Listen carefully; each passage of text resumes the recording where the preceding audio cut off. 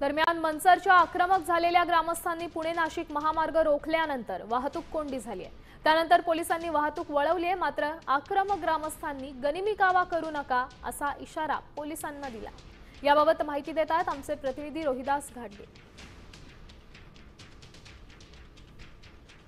ग्रामस्थांचं आंदोलन सुरू आहे आणि याच आंदोलनादरम्यान पोलिसांनी या महामार्गावरची वाहतूक कोंडी सोडवण्यासाठी वाहनांची वाहतूक ही बदलण्याचा प्रयत्न केला होता, मात्र दोन तरुण अचानक पद्धतीने या मार्गावरती बसलेले आहेत। आंदोलन एक बाजूला चालू आहे, पोलीस गाड्या सोडत होते, तुम्ही रस्त्यात बसले।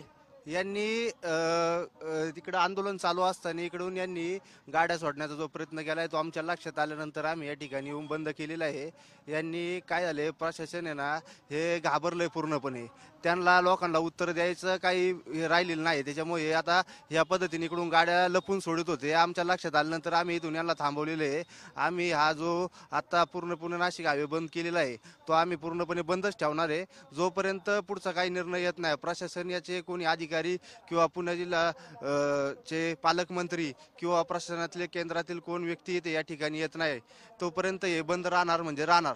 त्यांनी गनिमी कावा करून बघावा याचे त्यांना प्रयत्न, त्यांना दिसतील ना काय होते काय नाही। शेतकरी बसलेत या ठिकाणाहून, यांनी गपचूप या प्रमाणात जे गाड्या सोडत होते लक्षात आल्यानंतर आम्ही स्वतः येऊन या ठिकाणी बसलेलो आहे। व्हिडिओ जर्नलिस्ट सुमित भोसले समीर रोहिदास गाडगे, साम टीव्ही न्यूज, मनसर, पुणे।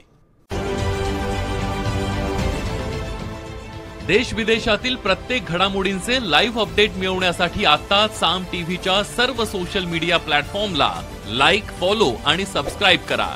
तसंच सर्व नोटिफिकेशनसाठी बेल आयकॉन प्रेस करायला विसरू नका।